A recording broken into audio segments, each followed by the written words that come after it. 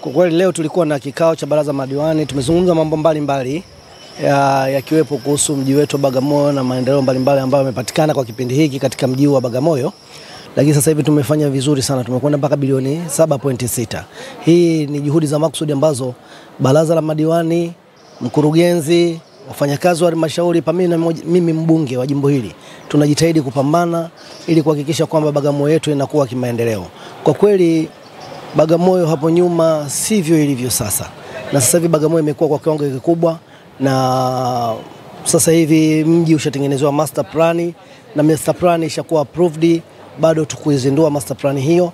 Na vile vile nimefanya mazungumzo na wenzangu wizarani. Mheshimiwa Waziri ameniahidi kwamba itakapofikia mwezi wa 4 katika bunge la bajeti, basi anaweza akafanya lolote kuhusu mamlaka ya mji wa Bagamoyo kuutangaza kama taratibu zote zitakuwa zimeshakamilika huko wizarani. Leo tumefanya baraza la madiwani. Kimsingi tunamshukuru Mwenyezi Mungu, ametujalia baraza letu limeenda salama.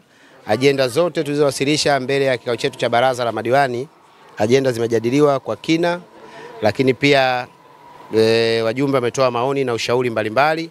Moja, kwenye mapato tumeendelea kuelimishana, tumeendelea kusisitiza na kumwelekeza mkurugenzi mtendaji wa halmashauri ya Bagamoyo na timu yake kuhakikisha wanaendelea kwenye ile hali ya ukusanyaji wa mapato. Kwenye bajeti inayokuja tumetenga kwenye bajeti yetu bilioni 7.6.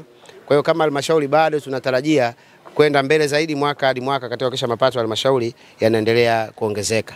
Lakini pili, kwenye huduma mbalimbali za kijamii, hususan kwenye afya, kwenye elimu na miundombinu mbalimbali ya Bagamoyo yetu. Kwenye huduma za afya tumewaeleza kuhakikisha waendelee kutoa huduma vizuri kwa mujibu wa sheria, kanuni na taratibu, lakini pia kuwa na lugha rafiki kwa wagonjwa na wananchi kwa ujumla wanaokwenda kupata huduma ndani ya wilaya yetu ya Bagamoyo, kwa maana hospitali yetu ya wilaya. Kwa hiyo hilo tumelisisitiza.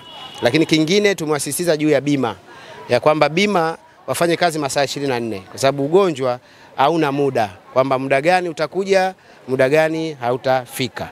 Tunataka kitengo kile cha bima kiimarishwe vizuri zaidi, kwa sababu Mheshimiwa Rais wa Jamhuri ya Muungano wa Tanzania Daktari Samia Suluhu Hassan ametuletea fedha nyingi za miradi ya maendeleo. Fedha zile maana yake ni nini? Maana yake atakiwa fedha zile ziendelee kutoa tija kwa wananchi wa Bagamoyo. Kwa mfano sasa hivi tumepokea milioni 900 kwa ajili ya kufanya ukarabati mbalimbali ndani ya hospitali yetu ya Bagamoyo. Ukarabati unaenda vizuri na tumekubaliana kabla ya mwezi wa 4 kufika, mradi huo wa ukarabati ndani ya hospitali yetu ya Bagamoyo uwe umekamilika kwa 100%. Lakini tumeenda mbali zaidi katika kufanya maboresho ndani ya hospitali yetu ya Bagamoyo, kutengeneza private ward, lakini pia kutengeneza VIP ward. Jambo hilo halijawahi kutokea tangu halmashauri yetu ya Bagamoyo ianzishwe 84.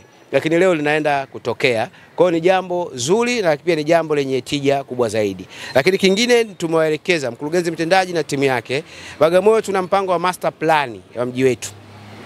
Halmashauri imetumia zaidi ya milioni 208 kwa ajili ya master plan. Tumesema tufike hitimisho, tuzindue master plan ya Bagamoyo, ili baraza letu la madiwani itakapomaliza muda wake, basi wananchi wa Bagamoyo waone kabisa kwamba halmashauri ya Bagamoyo sasa imeweka mpango kabambe wa master plan.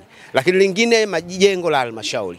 Halmashauri yetu ya muda mrefu, ya halmashauri kongwe. Sasa halmashauri ya Bagamoyo kupitia baraza letu la madiwani tumeamua kujenga jengo la halmashauri la kisasa lenye thamani ya bilioni 6. Halmashauri ilianza mpango wake kutenga milioni 5 kila mwaka wa fedha, lakini tunashukuru serikali kuu, sasa hivi tumepewa bilioni 1. Tunaamini kwa mwendo huo chini ya rais wetu Daktari Samia Suluhu Hassan mambo yatakwenda kuwa mazuri.